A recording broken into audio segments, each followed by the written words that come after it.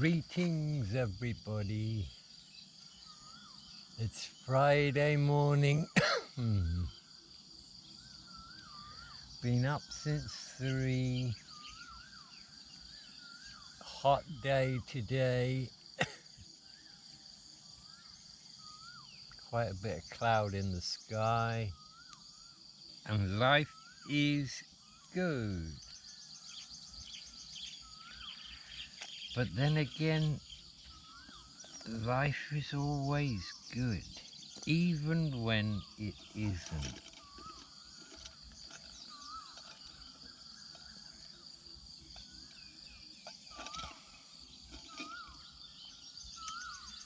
You must go through the lows to get to the highs.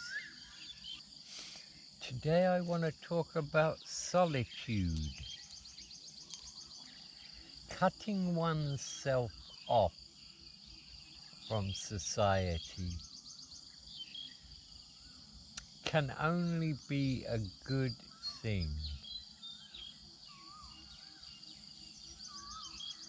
because with solitude comes clarity, and after a while you no longer see the need for social chit-chat and casual interaction.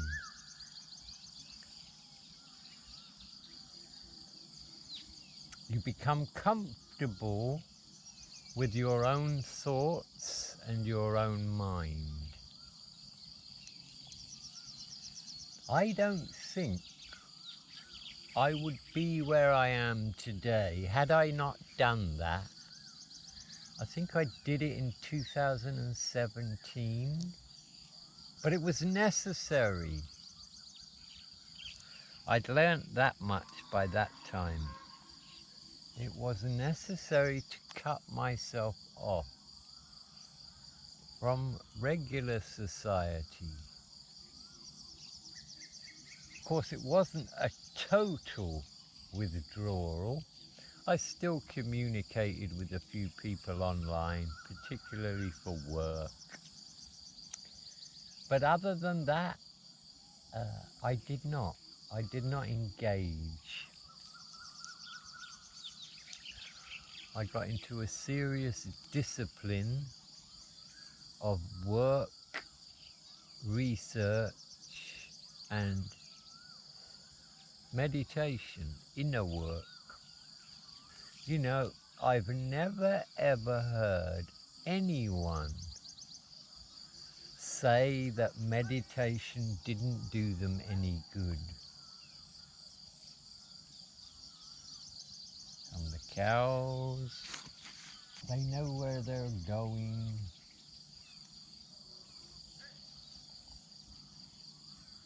The bull is in the lead. See, he's a clever guy, you know. This guy here bought that bull for 40,000 baht. Well, not only will that bull service his cows, but he also rents it out to service other cows. So it's a win-win.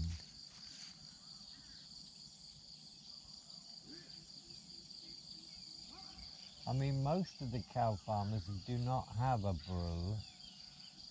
They just call them in whenever the females are ready.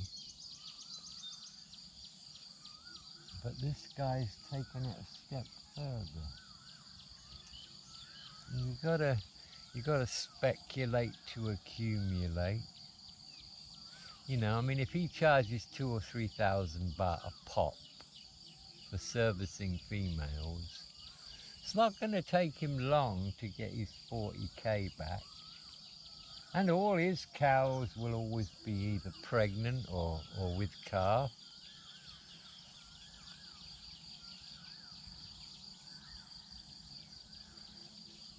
So that's how the cow farmer thinks, I think.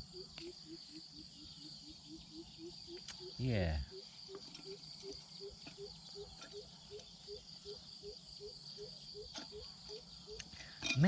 My girl had 2 buffaloes at one time, I do know that. She obviously sold them at some point. And I think most Thai families here, a lot of them had buffaloes because they were necessary. They would plough the fields. Of course, that's not required anymore. And I'm sure they had them do other stuff like carry loads of sacks of rice, before we had trucks.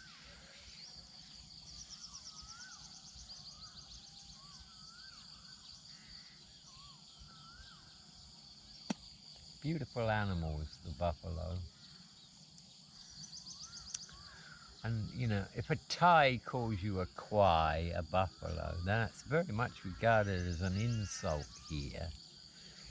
But they're actually very smart animals, and they're very cool-tempered.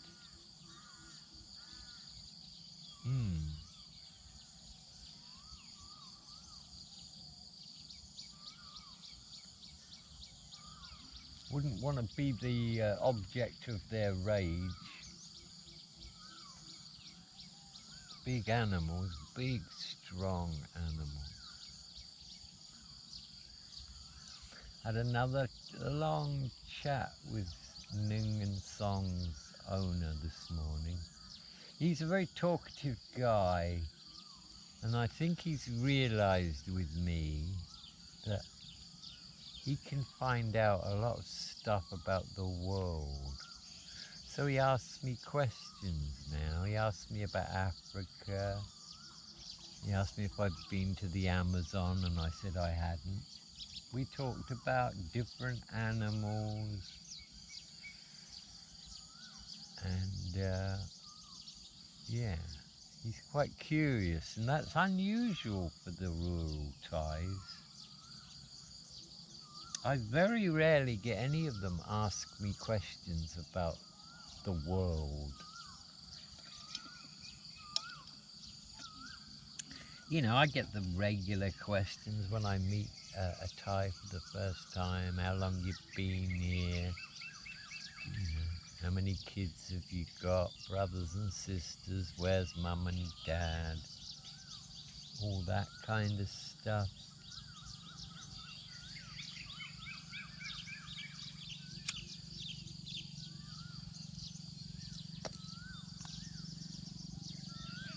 They don't really ask anything else other than that.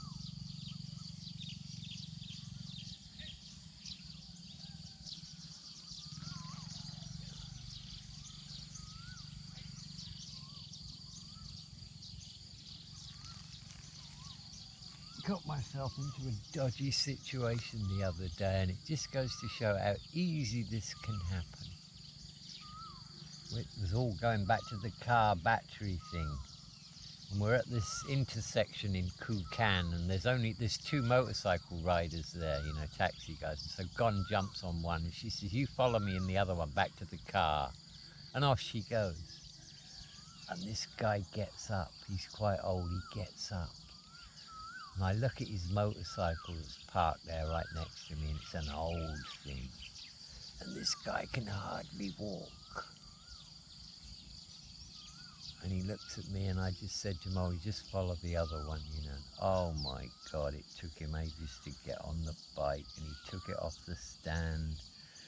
And I thought to myself, this is not a good decision to get on the back of this bike with this guy. He just seemed so old and having no balance. And then I thought to myself, oh, I've got to get back there quickly. The guy's coming with the new battery. It's only 400 or 500 meters. So I took the chance, and I was pretty much ready to hop off if ever I had to. It didn't go fast. As soon as that ride was over, I thought to myself, you can so easily put yourself into a risky situation.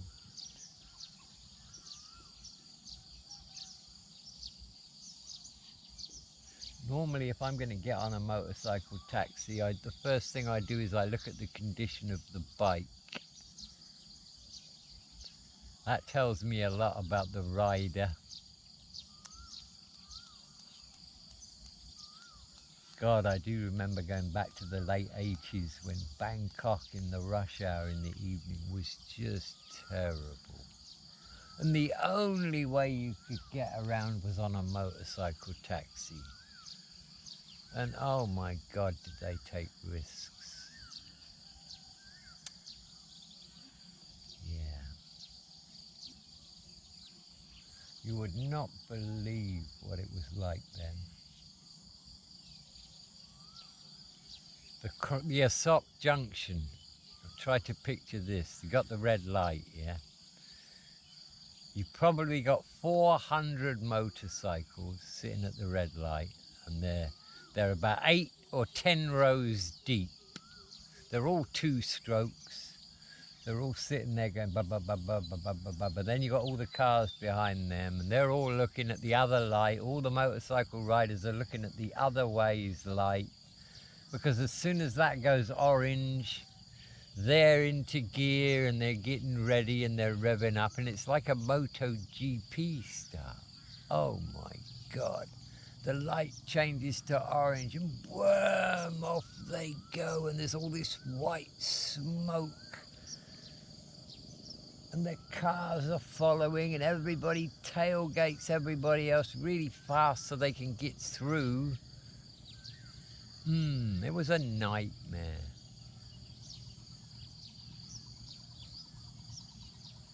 And there was a time when I used to get the bus down Sukhumvit to teach.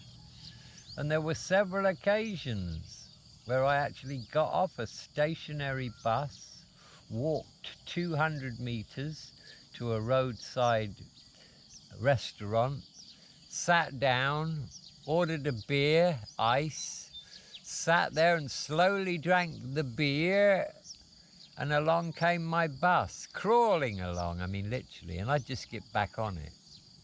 And everybody would smile.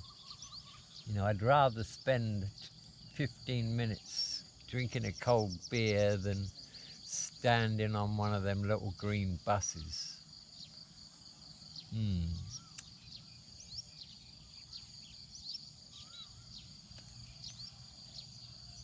It had its benefits, mind you. You'd always be bumped up against these beautiful girls, you know, and it was so embarrassing because she'd like have a quick glance at you as you're pushing up against her, and you just sort of like try and, you know, sorry about this, there's nothing I can do about it, you know, and then the bus would lurch forward and then he would brake, and they smelled so nice, these girls. Those days are gone, I guess. Life has changed very much, even in Thailand.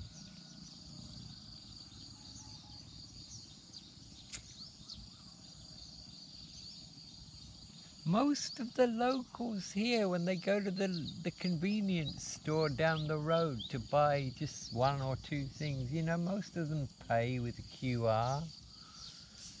Boy, I would never have believed that it would have reached here so fast. But it has.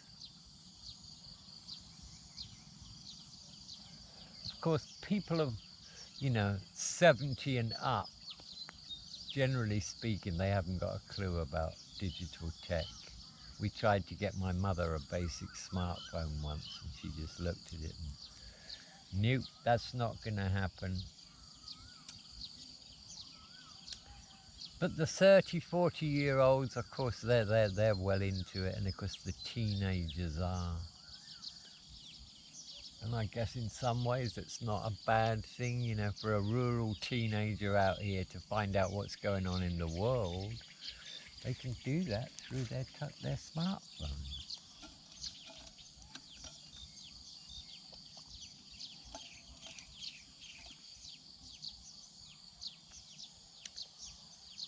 And I guess really there is no benefit or point to think about how lovely life was many years ago and how it's changed.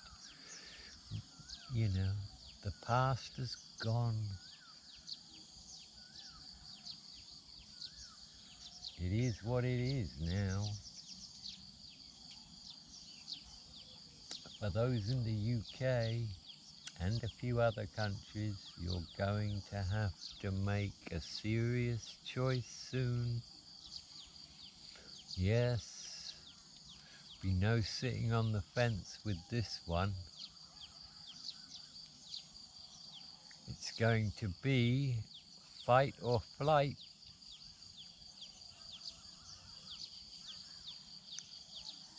Of course, many have already chosen flight. I've no idea how many Brits have come out here to live. I would say we'd be in the 100,000s plus.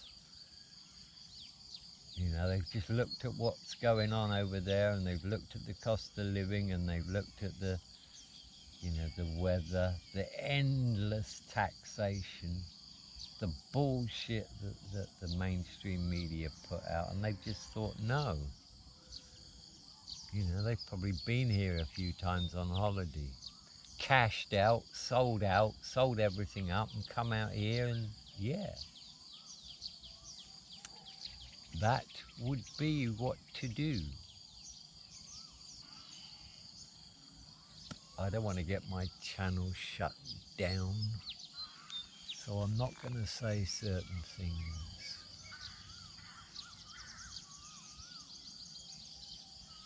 But there will be no sitting on the fence for anyone soon. You're either going to accept the life that they're going to allow you to live, or you won't. Enough about that, eh?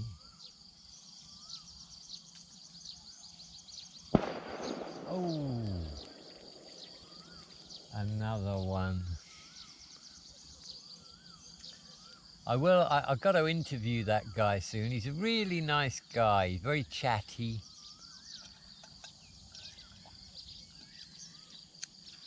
I did have him a little bit on one of my earlier videos when he was out with his cows. I went over and talked to him.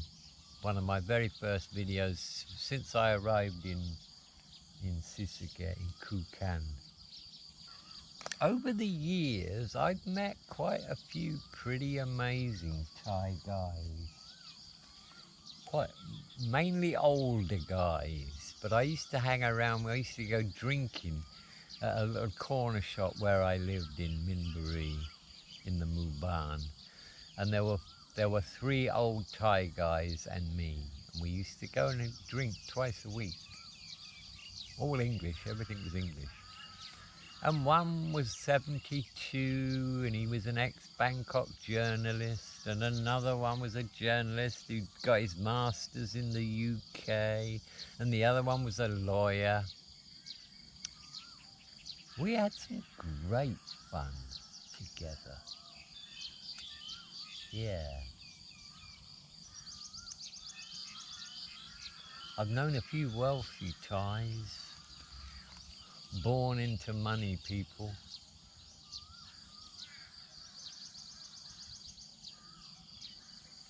One guy, once a month, he would take me to one of these upper-class Thai abnormal, massage places with a big fish bowl with the big glass and all the girls sitting there with numbers. And he would take me there, and we would drink a bottle of, decent brandy between us. And he'd say to me, yeah, let's take a girl, and I'll see you in a couple of hours. And he'd pay for everything. And we'd play snooker.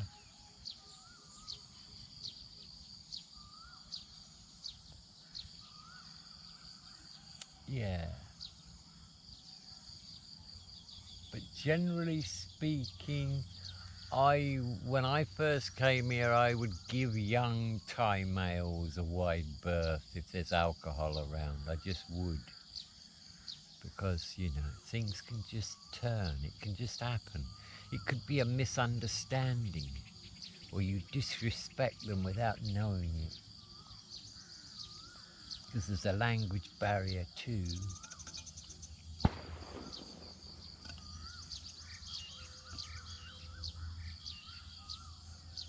But generally speaking, Thai teenagers are very polite. You know, I taught them for many years. They're curious. They're polite. You know, one thing I like about Thai society is they respect their elders. Very much so. Everything is family oriented. The old look after the very young while the parents work. And the old get looked after by their children when they get old. And that's great. You know, I don't see any downsides to the way these people live. I've lived here now for 6 months and I'm very observant. I pick up on everything and I haven't really found any negativity at all in the way they live. They don't trash the place. They're always polite, they're not loud.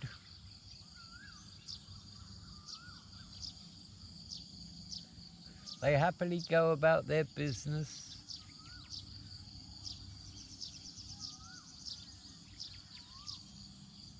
And that's Buddhism for you, you see.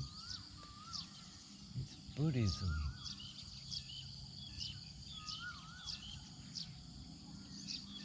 Generally speaking, the Thai people do not fully grasp Buddhism. But they practice it, they go through certain rituals. And they're good-hearted, and they understand karma, and they understand reincarnation. And I think most of them believe, I could be wrong here, but I think most of them believe that if they do good in this lifetime, and help others, be nice, be generous, then their next lifetime they'll be born into wealth, they'll be born into money, and they'll have an easy life. That's certainly my wife's perception of it. And I think many other Thais think like that. Yet I don't. I think those who choose adversity in a life, they get development. I don't think there's any development that occurs if you're born into money and you have an easy life and everything's done for you. I mean, Buddha was born into that, was he not? And I think the first few years of his life, he didn't even know what suffering was. And then one day he was outside. And, you know, the suffering hit him so much, he decided he wanted to become enlightened.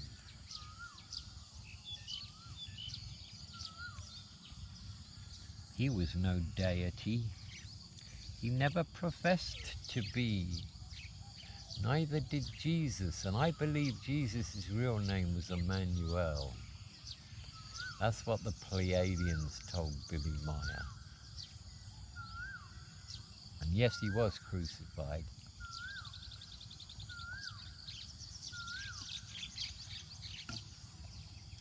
Never professed to be anything other than a human being.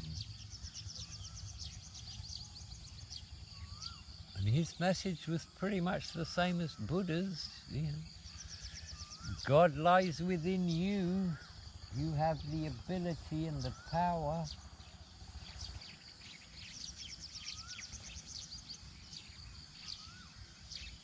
So I've just seen a guy bring his 3 cows out over there. See, they rotate them around because they want them to eat the grass on the rice paddy. So they rotate them around. Yeah.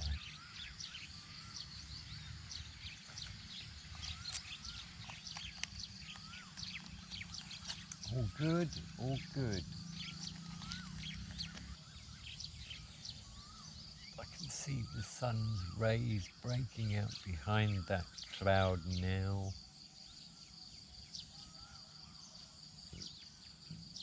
Yeah, yesterday's ramble was a little bit long. It was an hour and a half. And then suddenly the SD card ran out.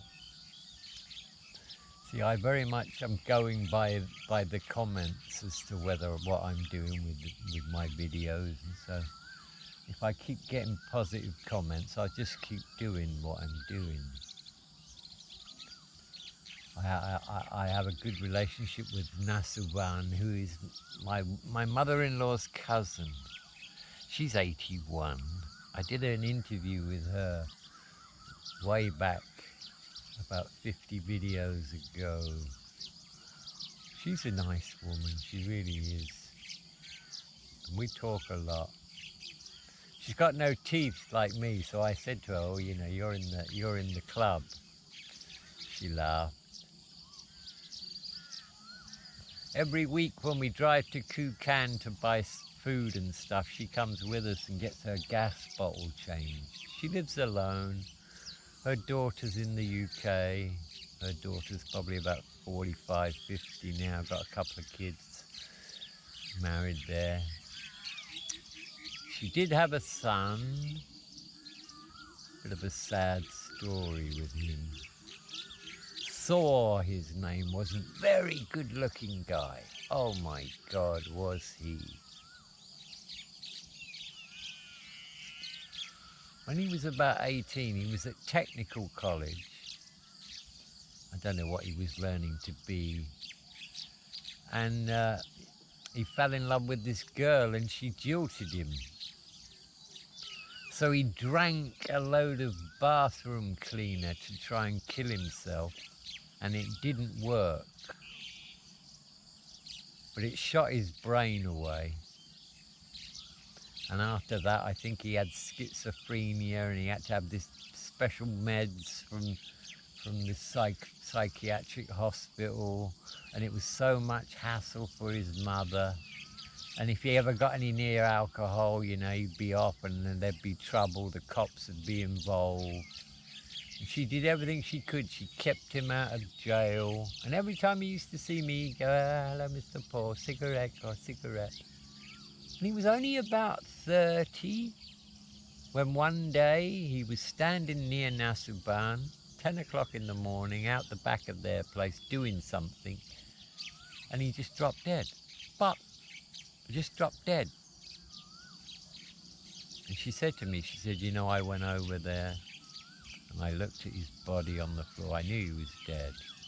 And she said, "I said, thank you for releasing me from the torment that I've had to go through."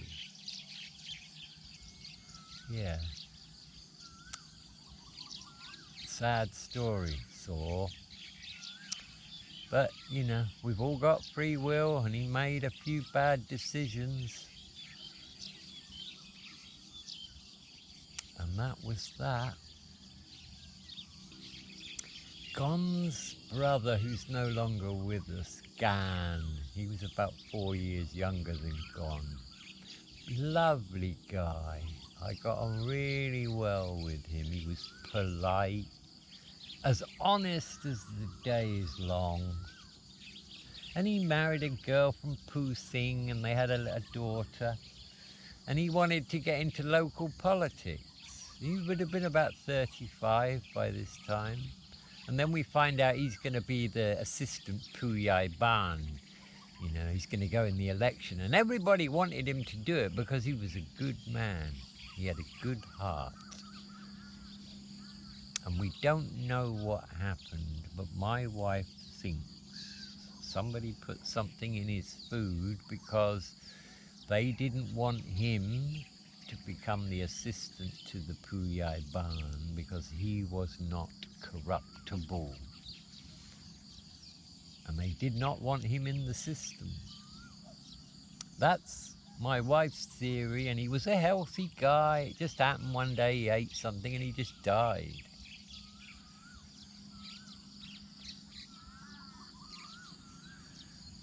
We'll never know. But you know, he was a wonderful guy. I don't know the youngest brother very well, although I did hang around with him for about 6 months in Bangkok. He used to come on the back of my bike and we'd go off playing snooker or drinking. He's a nice guy. Don't really hear much from him now. He's in, is it Chiang Wat Lui? Married a local girl there, and he's a pig farmer.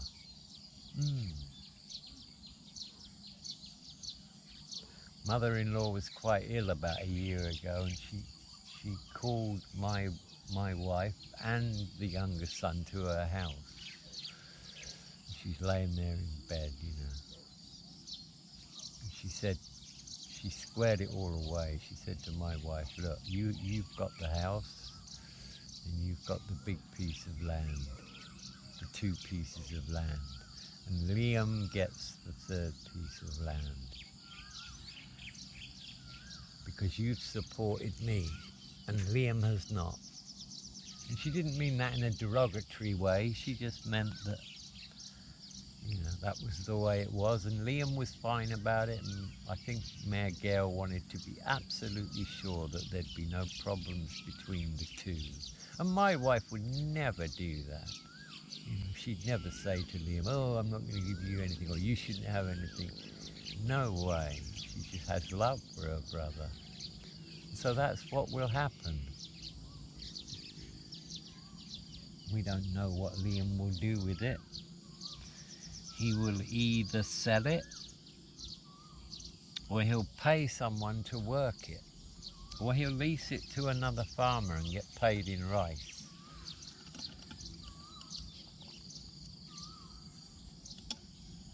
Nobody owns land. We're just temporary guardians. That's all we are. And the one thing I do like about the Thai government is if you own land and you just leave it there and you don't do anything with it, you pay a lot of tax. I remember when that law came in, I was living in Minbury in Buakau, where I lived for nearly 20 years. And all of a sudden I start seeing all these banana trees going up and other fruit trees, and people are taking pictures because they have to send all the pictures to the government, you know. Look, this is what I'm doing with my land. Otherwise they've got to pay tax on it. So that was a great move because it got people to do something with their land, you know. You might have like 3 rai of farmland just sitting there doing nothing, or just land that you own. And all of a sudden you think to yourself, oh, I'm not paying tax on that, so I'll just plant, I don't know, 75 banana trees. And so you just plant 75 banana trees and you just take pictures. And you got all these bananas in a few months. So yeah, great.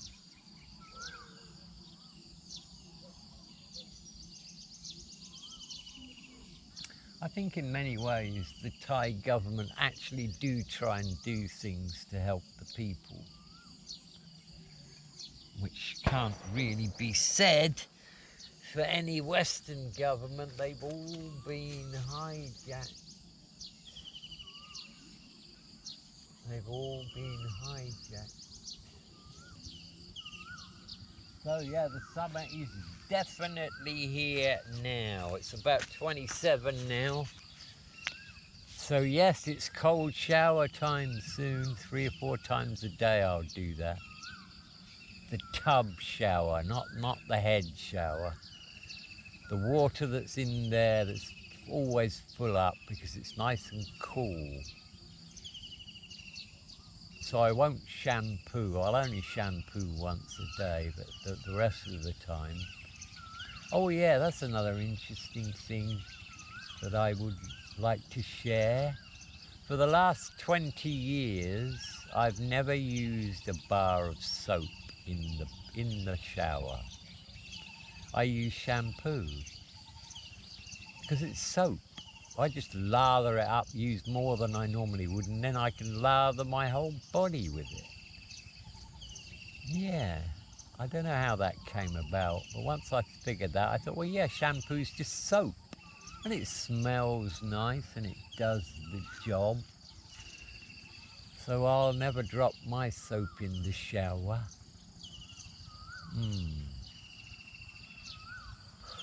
I haven't sat on a toilet seat for 17, 18 years. No longer than that. I squat. Even a Western toilet, I'll pull the seat up and just squat on the porcelain. The Thais do that. Very rare you'll get a Thai who'll sit on a toilet to dump. Yeah.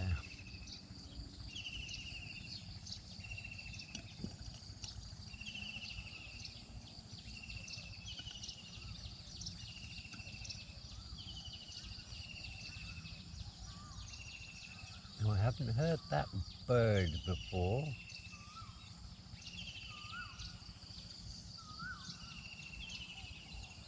That's a different one.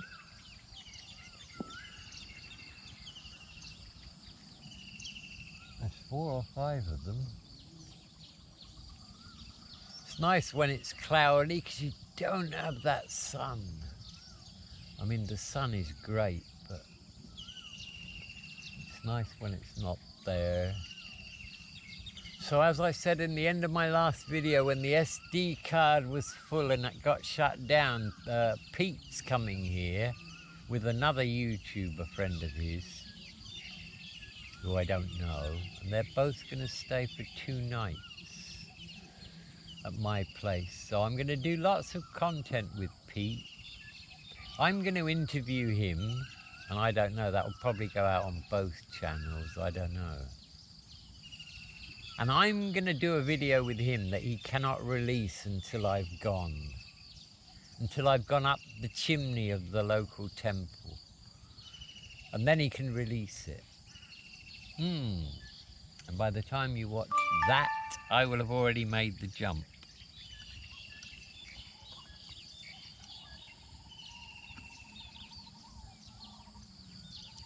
Yeah. And I guess we'll do a few videos, we'll go around. I don't know, I may have to look up and see if there are any local attractions and take them there in the car one day and we could video that. I mean, there's 3 of us and we're all YouTubers, so I think basically absolutely everything we do will be filmed. Because that's the way to do it, isn't it? You just film absolutely everything and then you play around with the footage. What did I do with that?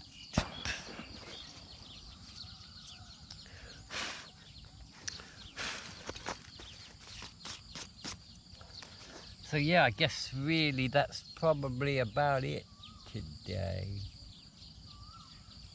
Can't really think of anything else that comes to mind. Somebody's chopping a tree down outside our house this morning.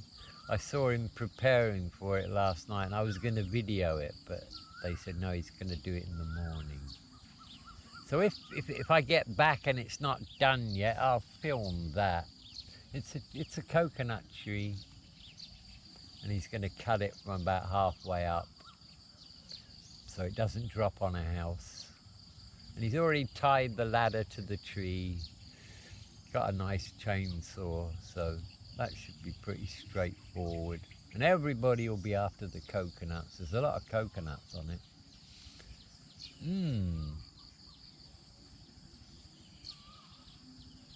And the little white dog that lives near my place, there were 2 the little white dog wasn't there, and I went and looked, and I was playing with the other dog, and I said, what's happened to Cow?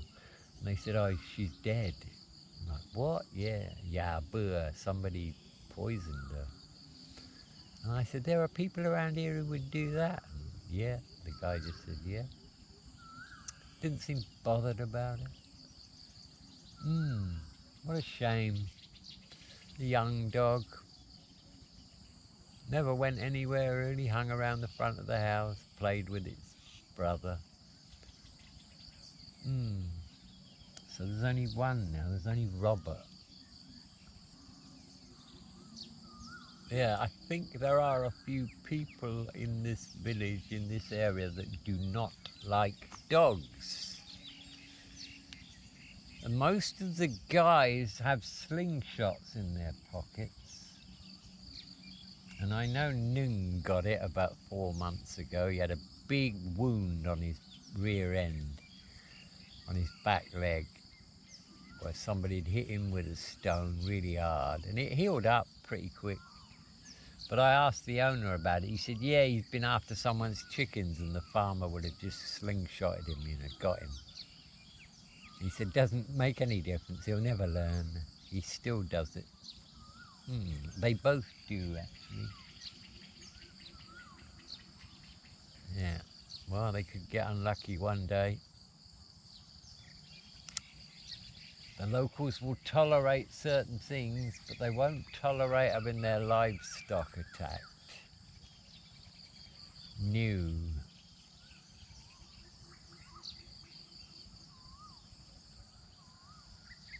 Oh, standing up time. Oh. Yeah, the World Squatting Championship. You know, if they had one, I would seriously think about entering that. Maybe I should do a vlog one day on how to squat.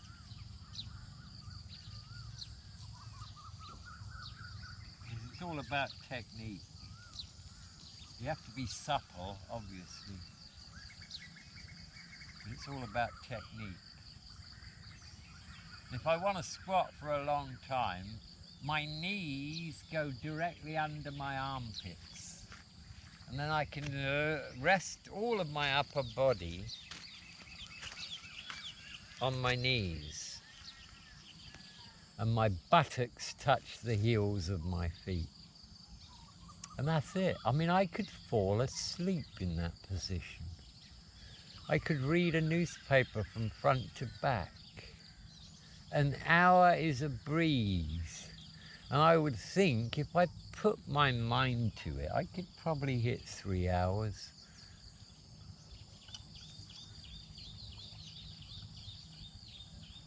Getting up would be a bit of an issue. Yeah. The sun is up, but it's just a pale yellow ball. It almost looks like the moon. The moon isn't real, by the way. That might surprise you. It's been there 12,000 years. It came from the Orion part of the galaxy. It's hollow and it arrived under its own power. Ancient texts talk about that. And that's why the Americans never went back, because it's occupied.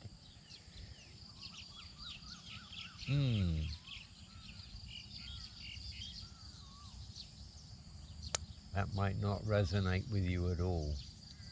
You might think to yourself, what? Well, let me tell you something about the moon. It does not spin. And apparently there are no other heavenly bodies that do not spin. So we never get to see the far side of it. And apparently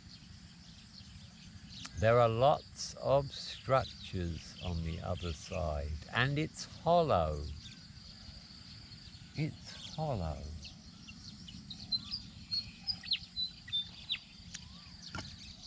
And you know what I'm beginning to see now? For many, many years, the word conspiracy theory was a negative thing, and it was designed to make you think that that person's crazy. But yet, so many so-called conspiracy theories have been proved to be correct that now the meaning of a conspiracy theory is more like, oh, well, okay, so somebody's actually figured out what really is going on then. It's kind of gone the other way. The CIA introduced the term conspiracy theory in a very clever attempt to demonize truth seekers, and it worked for quite a while. But you see, the thing about the truth is it's always going to come out. It's just a question of time.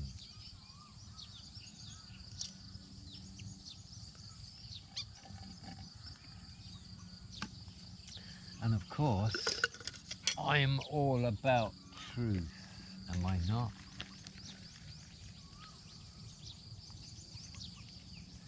Because without truth, what have you got?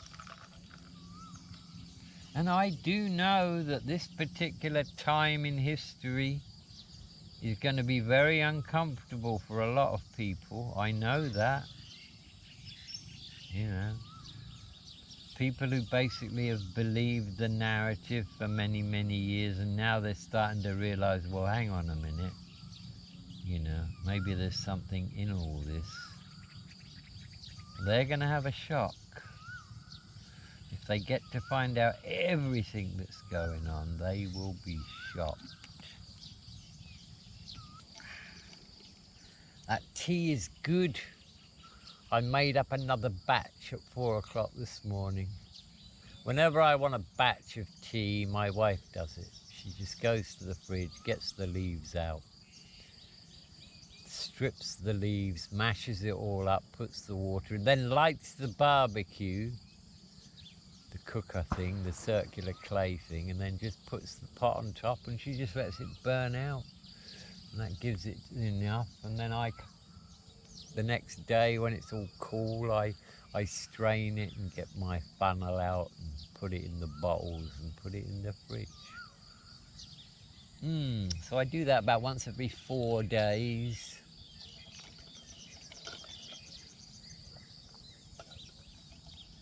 My wife can be funny. One day she said to me, I've watched you and you don't drink any water. You have to drink water in Thailand. And I looked at her and I said, well, what do I drink every day then? She said, tea. I said, well, what's tea made out of? She said, kratom and whatever else you put in it. And I said, and water. She said, no, that doesn't count. So I smiled. I said, okay, my dear. And I went to the fridge and I got a bottle of water out and I started to drink it. And so one of the benefits of drinking the tea is I'm always hydrated, you see. Certainly getting enough water.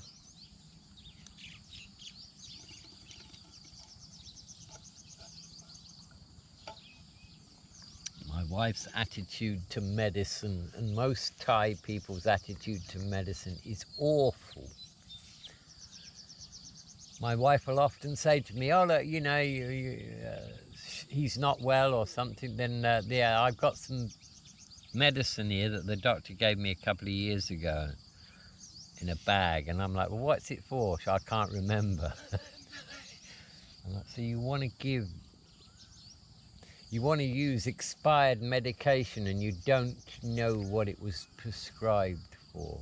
Okay, then. And the doctor might give a Thai like 12 different types of pills in bags, and take this one 3 times a day and this one 2 times, and they'll just take it. They will never query, well, what's that for then? What does that one do? And I think that's because they just have complete trust in the doctor.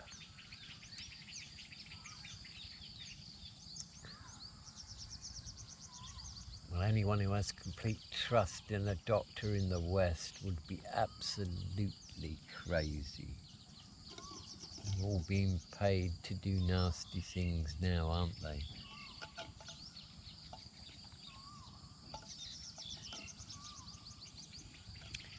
Yes, Thais are very trusting as far as authority goes, especially with the doctors.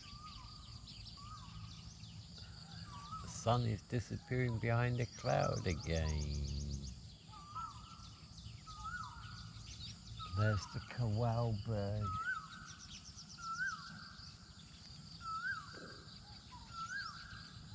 So what have I got to do today?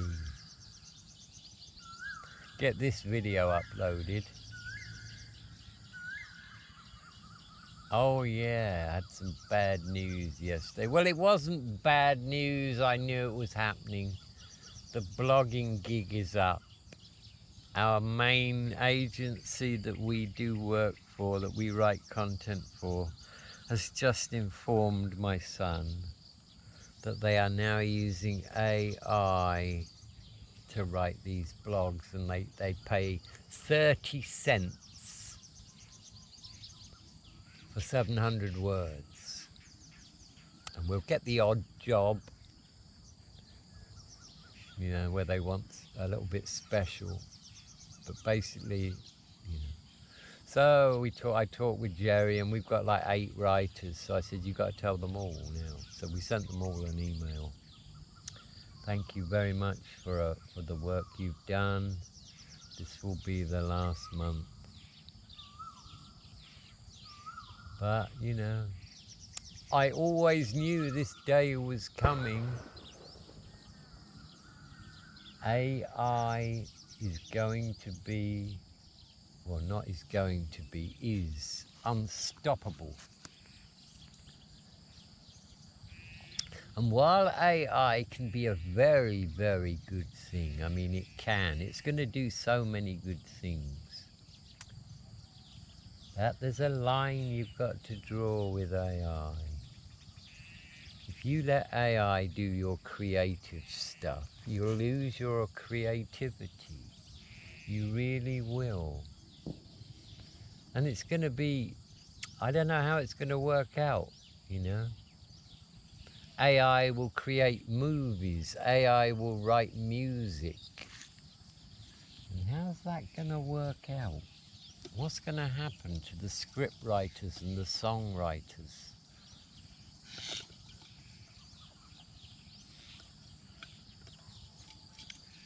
I think there are certain things with AI that we should embrace because it's a tool. But there are other things that we should not embrace. We should not ask AI to think for us. We should not ask it to be creative. We should just use it as a research tool. It's very good for that.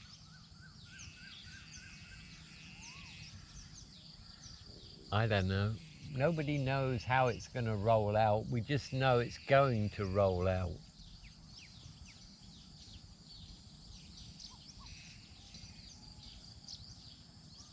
So I suppose it's a really exciting time to be alive right now.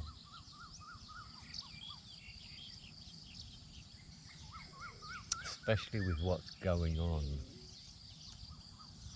We all know what's going on, don't we? So yes, I'm looking forward to Pete's arrival on the 9th. I think they're coming on the morning of the 9th. And then he wants to be in Pattaya for Songkran, the 13th. So I'm sure he's going to have a great time there. Why not?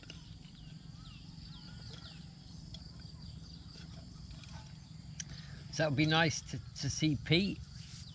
I like Pete, he's a nice guy, good at what he does.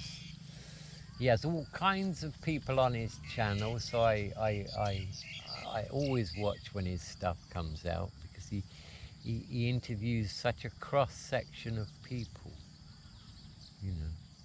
Those who've won, those who've lost, those who have been different kind of lifestyles here and there and everywhere.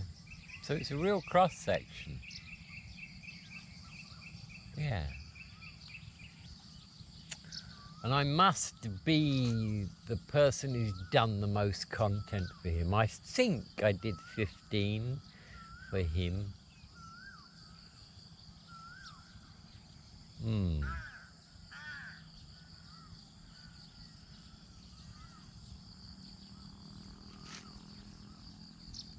Yeah. I never ever thought I would ever do that. To be absolutely honest, I did not. I was very introspective. That would be the word.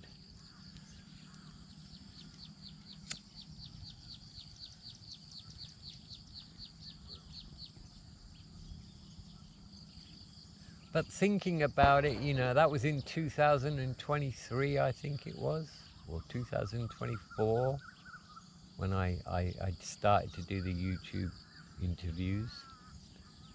I think I was kind of ready. I think I'd finished my hermit lifestyle. I think I'd done enough of that, and I wanted to get back into, you know,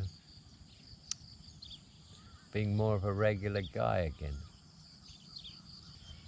I love having the chickens around me. I'm always watching them. We've got 10 little babies now. One of them's got a bad leg, but they're always with mum. They get put away every night. And then we've got one that's just a little bit older and he's on his own, but he's hanging around with the two brothers who've grown. They grow really quick. And they come right up to us, you know, they know that we're not going to hurt them. I think she's got 3 females and 2 roosters. But they're always having chicks. Yeah, life is good on the farm.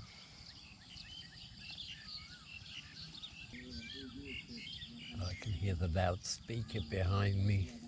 That will be the Puyai Ban, the head man of the village, giving the people information about what's going on. They do that most days. And that's good. People need to know.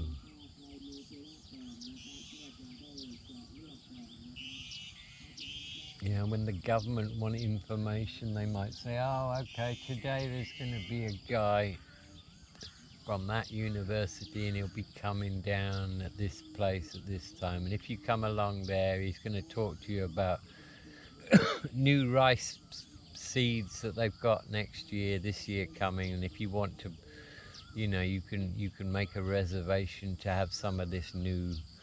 They give them out free, you know, new rice species. They do something genetically with it and try and make it better.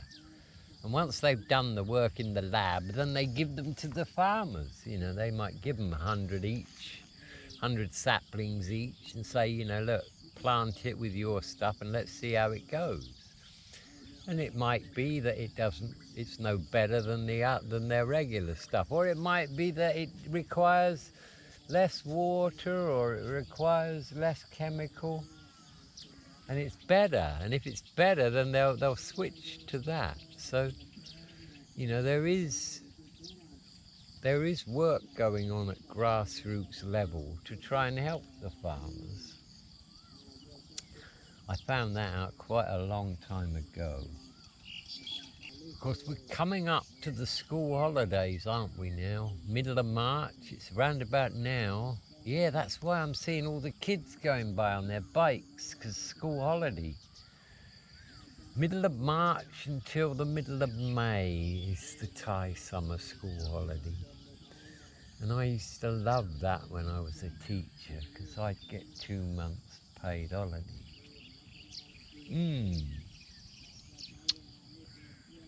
Yeah. Best part of being a teacher, some would say. I don't know that it was the best part of it, but it certainly was a nice bonus. Oh,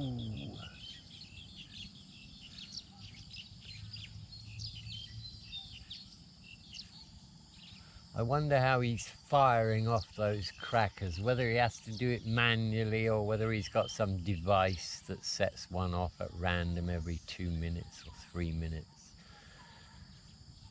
I guess it would last for 4 or 5 minutes, you know, they'd fly away, but then after 4 or 5 minutes they'd start coming back again, and so you'd have to do it again.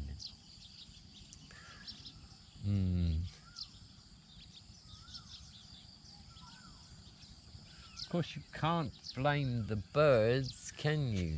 You know, it's all about survival for them, and they happen to like the rice. Why wouldn't they? We feed our chickens with rice twice a day, especially the little ones. My mother-in-law's got tons of rice in that rice shed. She gave Tom and Jerry 25 kilos each when they left. So that's the great thing about being a rice farmer. We've always got the best jasmine rice, all the time.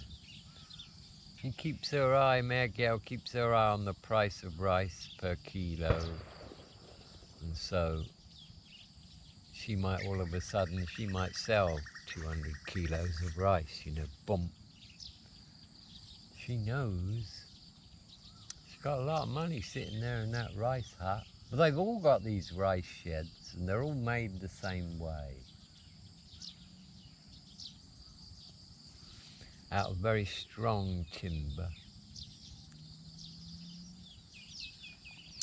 Last time I looked in it, it was half full. In sacks. It's all in sacks now. But it used to be just poured in there. And whenever she wants any of her rice moved, she just gets the drinker guys, you know. And they just come and they move it to wherever it's got to be moved to, or put it on trucks, because it's heavy rice. Yeah.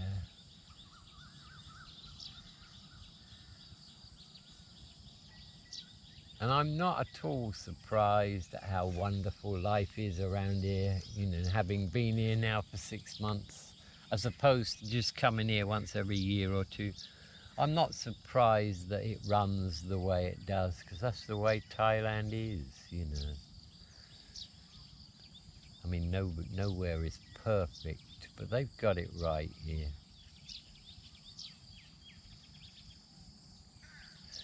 They pretty much live in harmony with nature.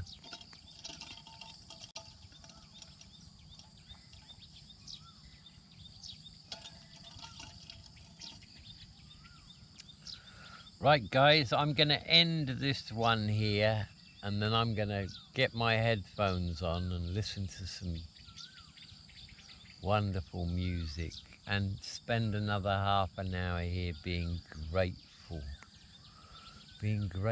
to the universe. So, until next time.